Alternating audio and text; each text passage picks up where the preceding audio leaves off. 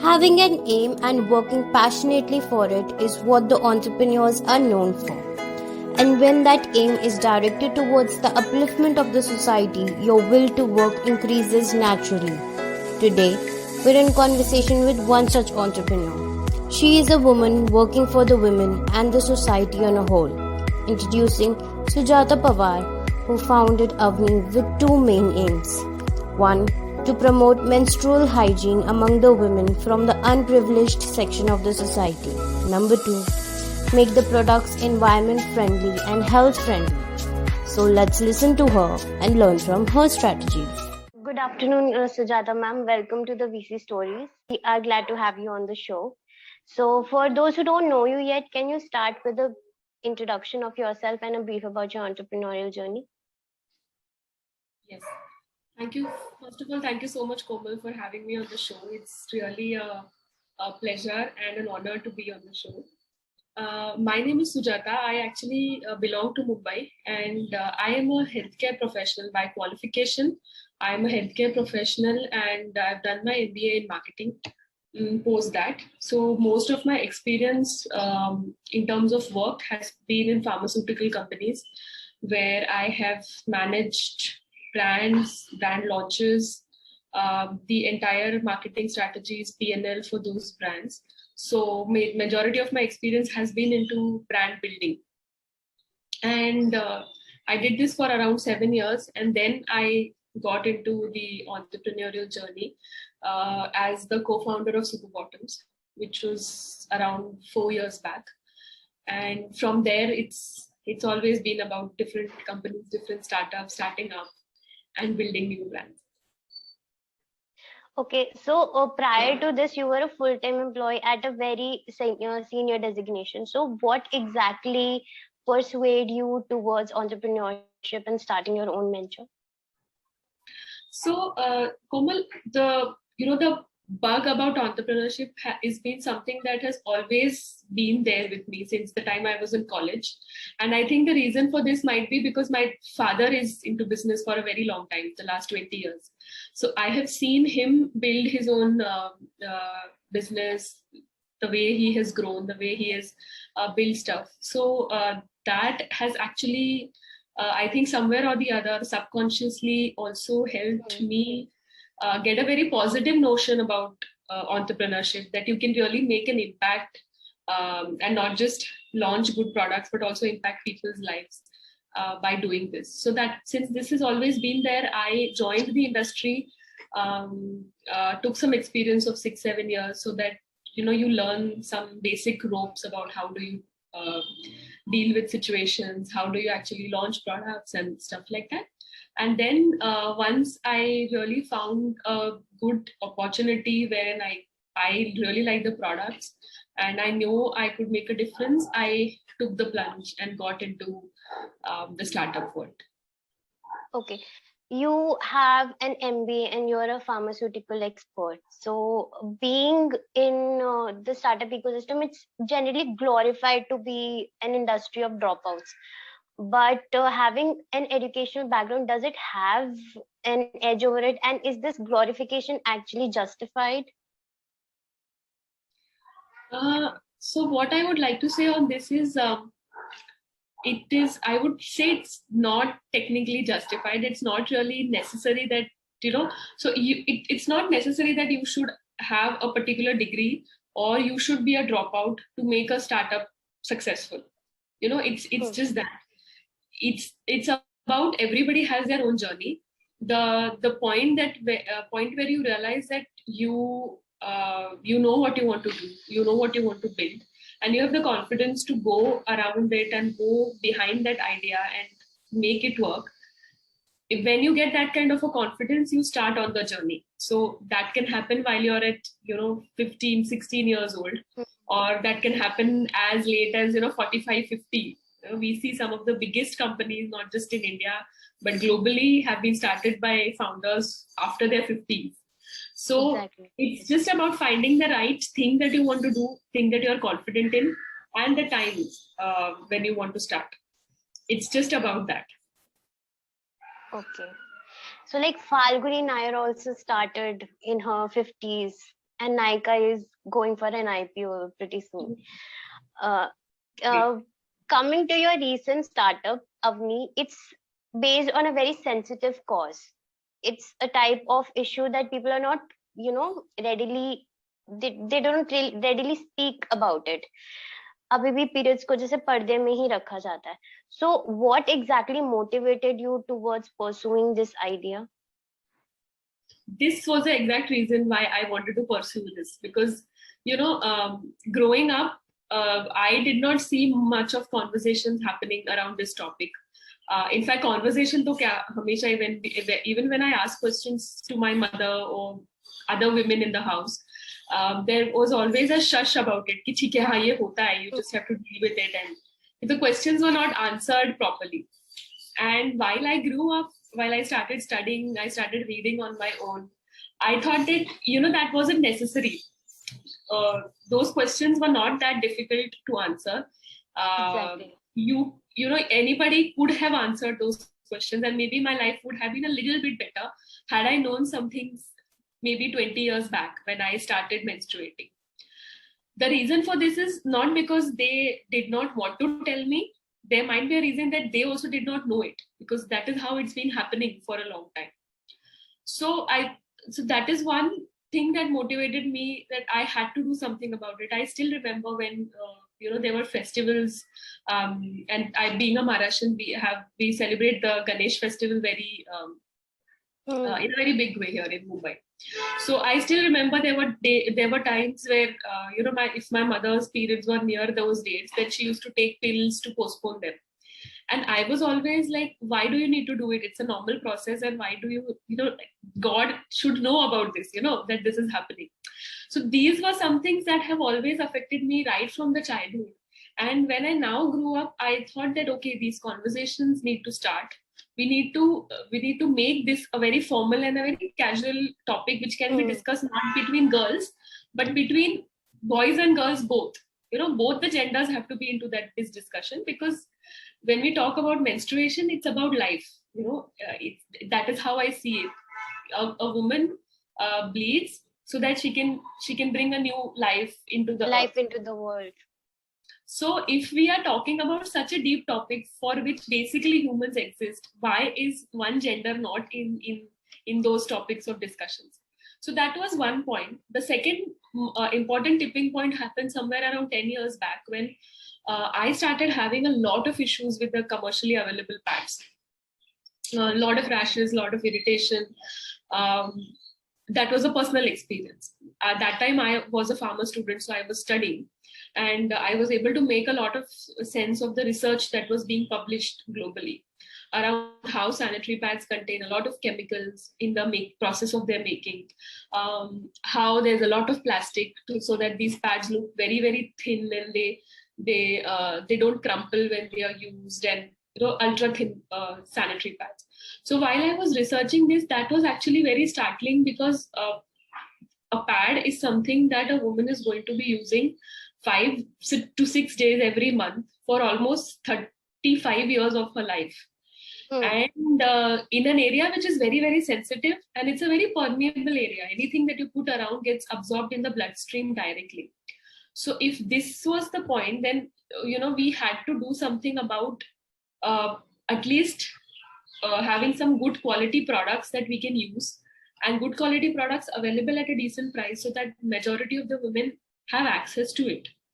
So these were the 2 points in life where I realized that, okay, maybe this is the place that I need to work, and this is where my heart belongs. So that's why I started Avni. But Avni is a social enterprise, and generating revenue might be a little tough, because the cost in operations is going to be huge, and you are going to benefit the society as well.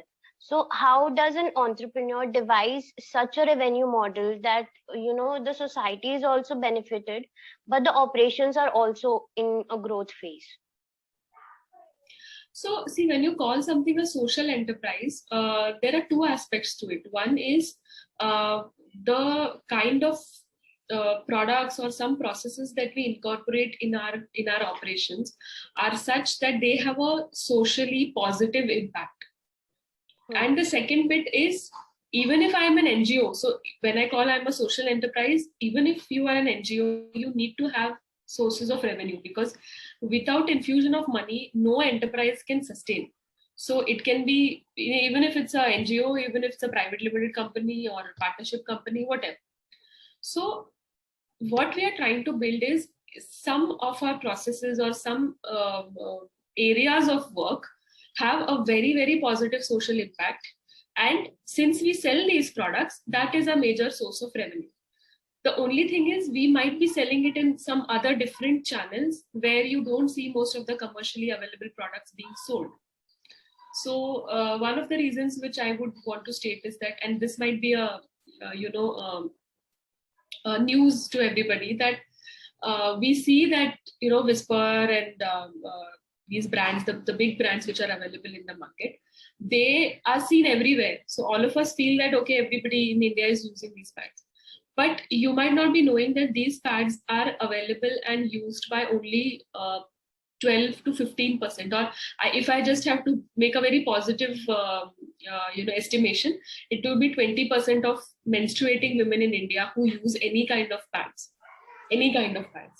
Okay. So just imagine 80% of the population, women who are bleeding, who are menstruating, are not using any of these commercial products. They are either using cloth, the traditional cloth that is available at home, or some tribal areas where they still use leaves and ashes and stuff like that.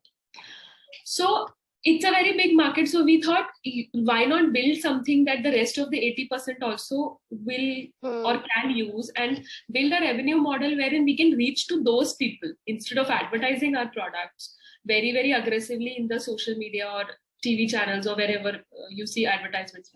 We went through a different route where we engaged with a lot of other partners, companies, colleges, institutions who are available to make an impact in these unreached areas.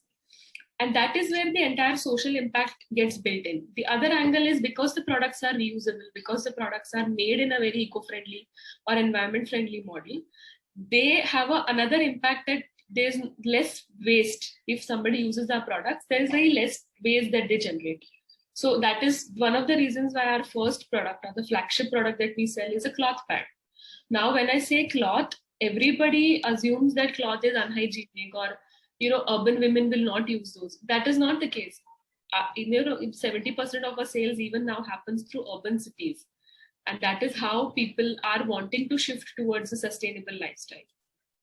But the product that we have developed is something that is ideal for use by a rural woman, because she doesn't have access to water. She doesn't have the flexibility to dry the pad outdoors in sunlight, because as you said, this is a taboo topic, so you can't, your pads cannot be hanging around. So we've devised a product which is an ideal product suited for rural women, but we do sell them everywhere. So what I'm trying to say is, the social enterprise bit is more about the ways in which we are generating revenue, in a way that it is making a positive impact in the life of more women who are as yet ignored by most of the big brands.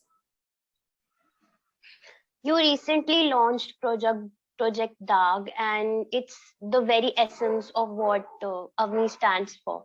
So can you tell a brief about that? And when a social enterprise, or supposedly any startup for the matter of fact, pursues to launch such a project or such an initiative, what are the factors that he should keep in his mind? Yeah.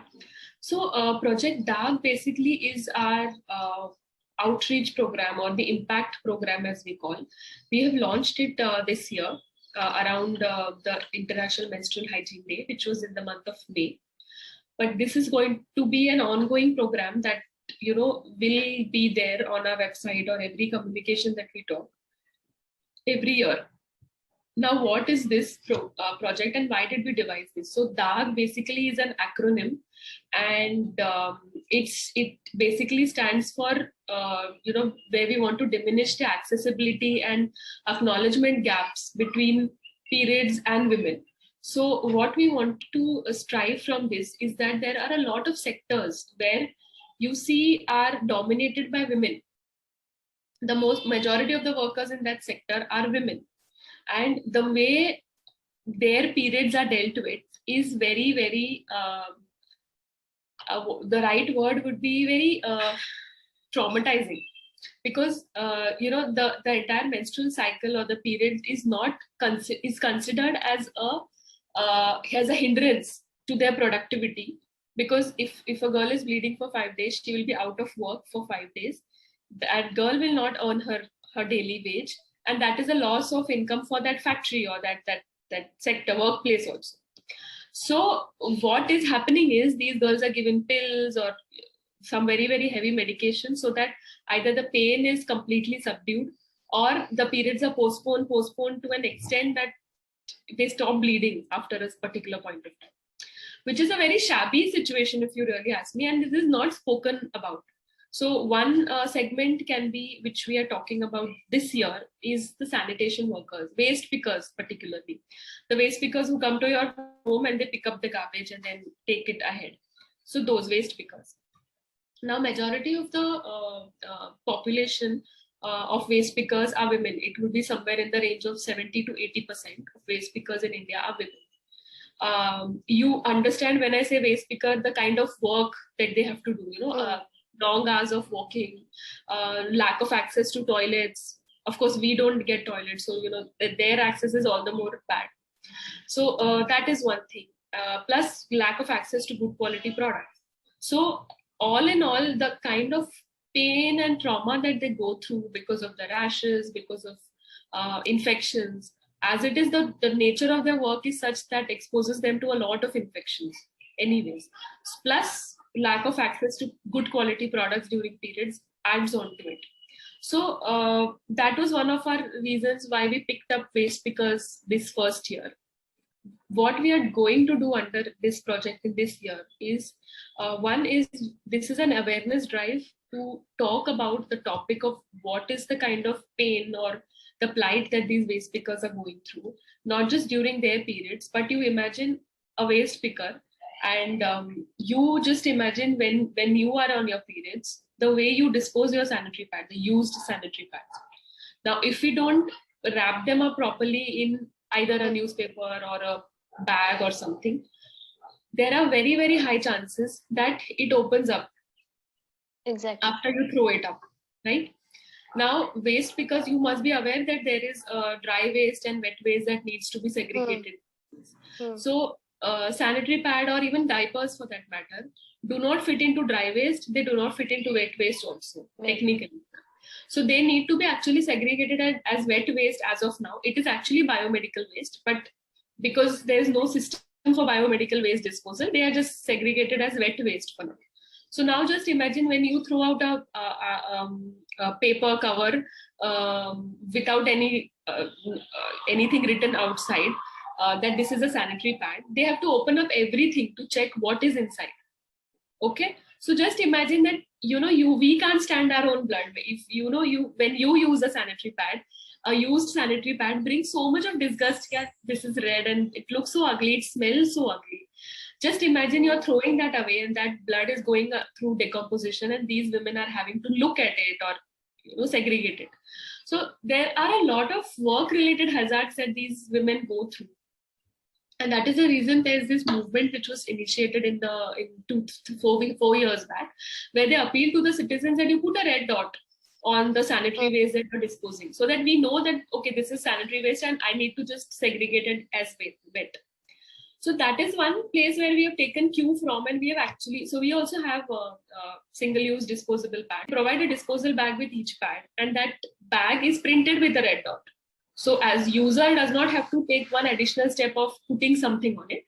We have done that. So this again is one angle of bringing a social cause to the entire product that we are selling, and which is working very well with our consumers. So this is one sector that we are wanting to talk about. It is more about awareness. And the second part is about covering 5,000 women. So our objective is to reach out to 5,000 waste pickers and provide them with a kit, the menstrual hygiene kit as we call it, that has 4 reusable pads, and these 4 reusable pads are enough to cover her periods for 3 years in For a 3 years. very formal, yeah. So she doesn't have to worry about the supplies every single month to go to a store or depend on somebody to donate sanitary pads to them. So this year we have picked up sanitation workers. The next year we might pick up some other sector, because there are a lot of sectors. You might be aware there are sex workers. Majority of them are women. You see a lot of textile mills, garment factories, where a lot of these workers are women. So there are a lot of sectors which are dominated by women predominantly, and we are going to take up each of them every year and try to spread awareness and make an impact on their lives during that year. So this year it's waste because we are the fundraising campaign is live on Impact Guru. It is there. The link is there on our website also. So if any of our viewers is interested in contributing, they can definitely go check our website or the Impact Guru page, where we have our Waste Pickers campaign live. We'll put the link in the description also. Yeah. Okay, so you spoke about the pain and the traumatizing experience these women go through. And to quantify these experiences, it's very difficult. And, people are always reluctant to talk about it, especially if you have to approach somebody. You'll have to go through his man or the man of the house to reach that woman, that she could talk to, the entrepreneur who is pursuing this idea. So the question is that what were the problems that you faced in the market research while going through the entire research for Avni, and what all factors can you pick up while pursuing the market research? So with respect to the market research, most of it actually came from my personal experience and me observing a lot of my friends, school friends, college friends, and so many women and girls that I knew till date in my life. That was about wanting to make some positive impact or any kind of a change in their hygiene related habits. So if you approach a woman and tell her to try a new lipstick or a cosmetic that's available in the market, she might do it very quickly. No, chalo, let's try and see. But if you ask her to change a sanitary pad, it is actually very tough. Yeah, she won't. One is, how much ever you talk about chemicals and plastic and all, the first thing is कि मुझे तो अभी तक कुछ problem हुआ नहीं है with whatever you're telling, chemicals hai, plastic hai. So why should I change? So everybody is just waiting most of the women, I would say, are waiting for a problem to happen. Only then they are willing to change their sanitary pad or a very intimate use product. So my appeal to them has always been that, see, even if you're using a lipstick of a slightly lower quality, it's okay, because it is anyways going to be washed off. Just imagine if you're using a sanitary pad, not a good quality, and there is research that proves that you have to, because these chemicals and plastics get absorbed in the body, they are actually harming the reproductive system. If the quality is not good, you might land up with an infection. Now, a vaginal infection, anybody who has had it knows that it is at least a year-long thing. It's a very difficult infection to treat, because the area which gets infected is always moist. You can't remove moisture out of that area. Applying any medicine is equally tough. It is always moist, and infection is something that breeds in moisture. So I have had friends who have used, because I don't know what might be the reasons, but they have gone through some very bad infections in their life. So when we went around and spoke to women, their obvious question was, I am not facing any problem. So why should I really change? And change to a cloth pad or a reusable pad. Now, because for many years we have been hearing that don't use cloth. It is unhygienic. Why are you coming back and telling us that use a cloth pad? So when most of us are not aware that this is not just a cloth. Whatever we have been communicated till date is that cloth is unhygienic, but it is not. A cloth pad is something. Okay, so if this is the way I put it. if you are using your undergarments for 4 days straight without washing and changing, are they hygienic or are they unhygienic? They are unhygienic, right? You are not supposed to wear your undergarments for 4 days straight without washing and changing. So a cloth which is not maintained properly, washed properly, or dried in sunlight is so whatever we have been communicating or we have been told till date is that cloth is unhygienic because the way the cloth was dried or washed was not very hygienic. But that is not the case now. The kind of pads that we sell are very modern pads made of some very technical fabrics which absorb for a long time. They don't leak. So there's no harm using it. The only problem that we are facing is reaching out to more and more women and educating them about why exactly do you need to change your period product. Same is the case with menstrual cup. A lot of women want to use it, but then hundreds of questions and a lot of fear of how to go about it. So that was a major challenge, I would say, that we faced. But that is actually where we found out some solutions that, okay, we need to have a helpline so that people can reach us directly and ask us questions, which is working very well for us. People are reaching out directly, asking questions. And once their questions are solved, they are ready to try the product or buy the product. So that is helping us. And where do tampons come into the picture? Because the product line does not have tampons right now, and majority of people abroad are actually extensively dependent on tampons. So do you plan to launch them in the economical form?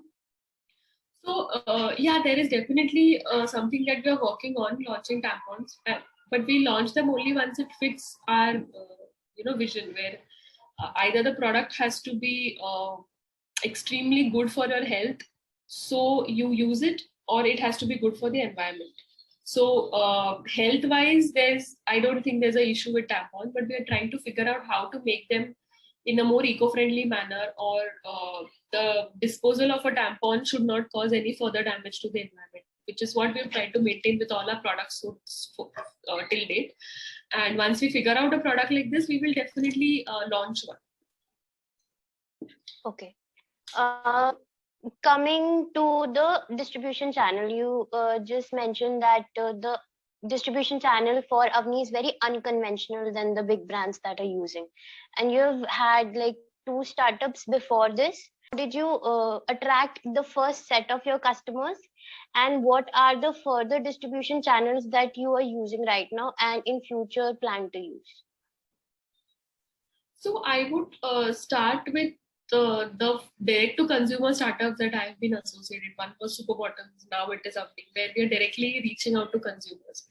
Now the nature of both these products was very similar. That was a cloth diaper brand, and now we have more of eco-friendly menstrual products.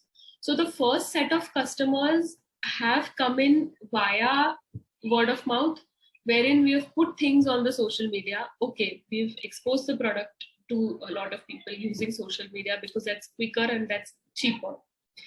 But then once people started using the product, they started liking it, and then they're recommending it to their friends.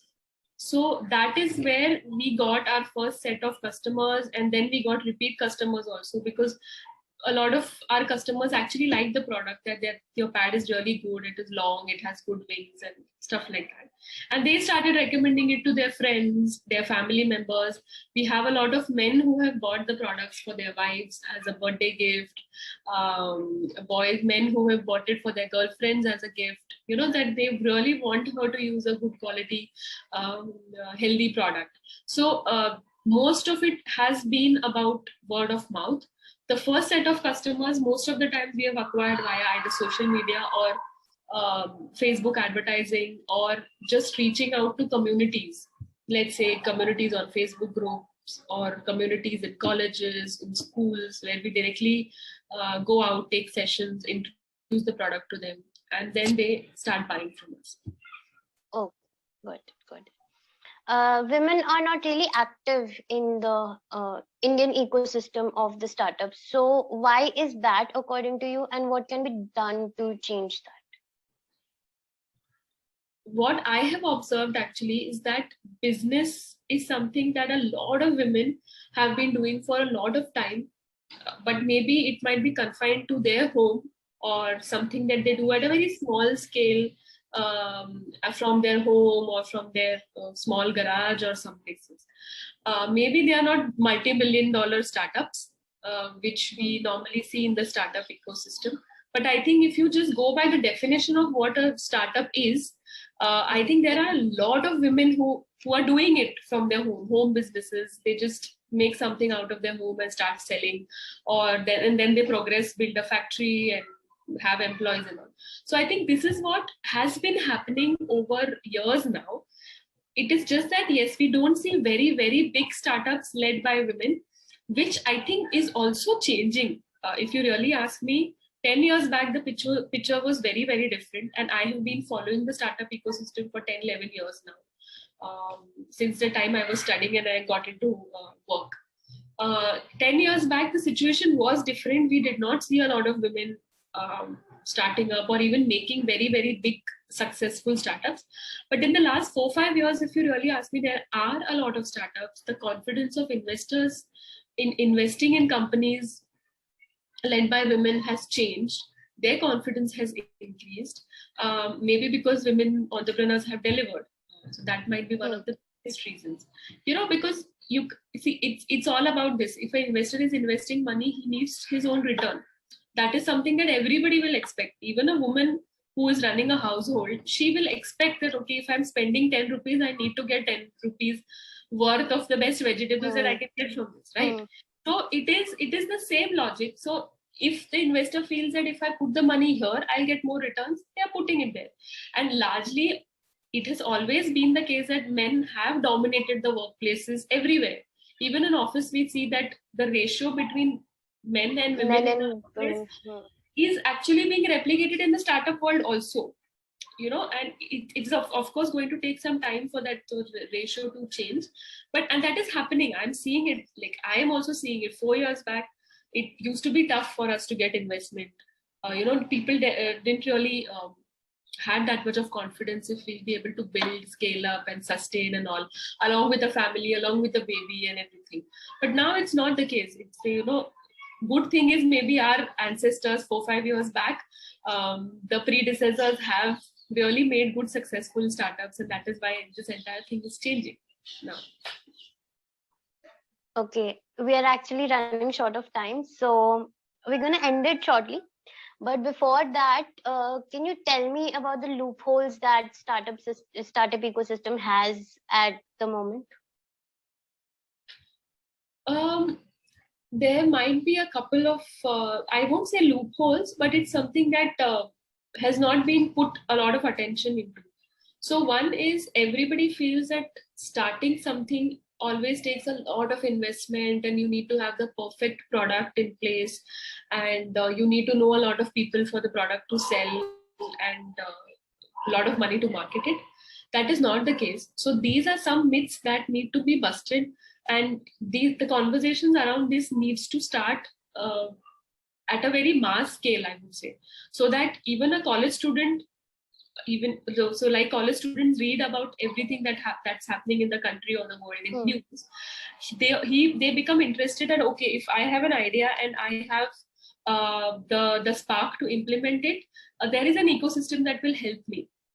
So, and you don't really need a lot of money these days, because social media has democratized stuff so much that even if you spend some 500 rupees every day, you get a very massive reach where you can reach out to customers. It's just about being a little frugal and a little smart, which is not being talked about. Everybody feels that, okay, it's such a big deal for somebody to start and inspirational. It's okay. Yeah, it's inspirational, but it is not that tough as it is expected to be by a lot of people. And that situation is all the more worse when you go to tier 2 cities and tier 3 cities in the rural, not rural, I would say, but in the interiors of the country. Only metros have access to a lot of money, access to a lot of agencies, a good infrastructure for you to build something. That needs to go down to tier 2 and tier 3 cities also, where their entrepreneurial spark also gets some fuel, and we see more entrepreneurs coming from there, because solutions is something that anybody can come up with. It's not a forte of only urban dwellers, right? So before we end the session, do you have any parting advice for the budding entrepreneurs, especially the female sectors, the female entrepreneurs who need a nudge to start? Yes, definitely. There are two things which I would like to say. One is entrepreneurship it's a difficult game. It's not that easy, but so is life, and so is a workplace. Even if you're in a job, life is not that easy there as well. So it's just might be a little tougher, 10% tougher when you are on your own, and the reason being, you're responsible for everything that you do. Okay, so if you are somebody who really wants to start, I would request you to take the plunge. Start small. Don't really wait for for you to build a perfect product, or for you to accumulate some lakhs and lakhs of money. Just start small. Build a minimum viable product, as it is called, something that performs the function. It doesn't have to look jazzy. Simple packaging, and just reach out to people. At least get the product tested, and get on the journey. Because when you reach out to people, when you start talking and showcasing the product to people or your ideas to people, you do not even realize the sources of inspiration that come to you from unexpected people. So the point is about just starting the journey, because you will get the infrastructure you need to grow while you're on the journey, which is very, very important. And especially for women entrepreneurs, what I've also noted when I view a lot of women entrepreneurs is they normally get into business due to some passion, or actually wanting to solve some problem, unaddressed problem. It's not about money that much as it is about solving something really, really important to their life. So, and that is the important passion when it comes about entrepreneurships, and women have that inherently in them. When you just compare men and women, men might be into this for money primarily, but that's not the case with women. So we are inherently passionate people, and we really, that actually helps. This trait of being a woman, a passionate being, actually helps in the journey. And the second point will be about worrying about investments. And most of us actually worry about ki investment kahan se aayega. So I just have to say one thing here is that if you have built a product that the customers or the users of that product are liking, they're coming back and buying from you again and again, be it through any channel, मतलब word of mouth कर रहे हो या social media कर रहे हो, online कर रहे हो, e-commerce कर रहे हो, from wherever, if people are coming back and buying from you, if you have established sales which is happening for a period of time, months or years, then you don't have to worry about investments, because that is the primary thing which any investor looks at. So try to build that first instead of just worrying about investment in the beginning. What is absolutely essential is to have a good product right from the beginning than having an investor. तो पहले वो build करना बहुत जरूरी है, and then investment will definitely come. And that is immaterial of if you are a woman or a man. That doesn't matter कि आप 16 साल के हो या आप 50 साल के हो.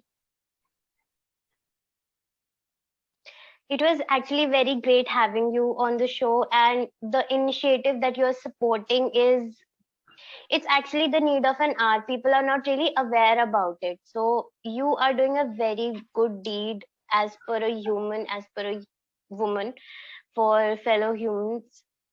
We would definitely want to follow up on journey of Avni and you. We're actually looking forward to it. So we'll connect with you in a few months to have a catch up, and we'll definitely go on a mainstream interview when we have that. Definitely, Komal. It was very nice connecting with you, speaking to you, and of course, coming on VC Stories. So you guys are doing a great job in terms of motivating. So I think some of the conversations which I was mentioning are not happening. You might be the catalyst for those conversations. So good job. Please keep it up. Thank you so much. Bye. Take care. Take care.